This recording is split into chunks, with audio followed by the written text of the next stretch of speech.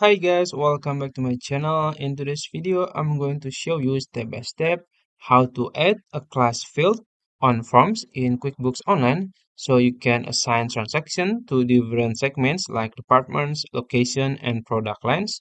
So it's going to be very easy and simple step. So first you can log into your QuickBooks Online account, and then in the main dashboard, you can go to your settings in the top right corner here. The gear icon, you can click on it, then you can click account and settings, and then you will be in the settings page, and you can go to your left side to click advanced, and then you can scroll down until you find categorize. And as you can see, the track classes is off, so we have to turn it on. You can click edit here, and then you can just click turn it on, and then as you can see, you can warn me when a transaction isn't assigned a class, and then you can choose the assigned classes. You can choose whatever you want. So let's say I want to choose one to each new in transaction, and then click save, and it's done.